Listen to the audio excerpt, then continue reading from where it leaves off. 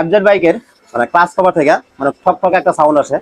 সাউন্ডটা মূলত কিসের আজকের এই ভিডিওর মাধ্যমে দেখতে পারবেন। মূলত এই সাউন্ডটা কিসের জন্য আসে, বিশেষ করে এফজেড 10 থেকে 15 হাজার কিলো চলা বাইক প্লাস হচ্ছে যে 40-50 হাজার কিলো চলা যে বাইকগুলো আছে সেই বাইকেও এই সমস্যাগুলো দেখা দেয়। মানে ইঞ্জিনের সাউন্ড প্রবলেম, তখন থটলটা যখন হালকা করে মানে ইঞ্জিন থেকে ঠক ঠক ঠক ঠক একটা সাউন্ড আসে। মূলত এই সাউন্ডটা হইতেছে এই যে যে হাউজিংটা আছে, এই হাউজিং এটা সাউন্ড একটু কাছে আসো দেখা। হ্যাঁ, এই যে এটা হচ্ছে মূলত সাউন্ড। এই সাউন্ডটা এই যে দেখেন কতটুকু পরিমাণ গজে, এই গজাগজির জন্য আর কি ইঞ্জিন থেকে প্রচুর পরিমাণ ব্যাড নয়েজ আসে।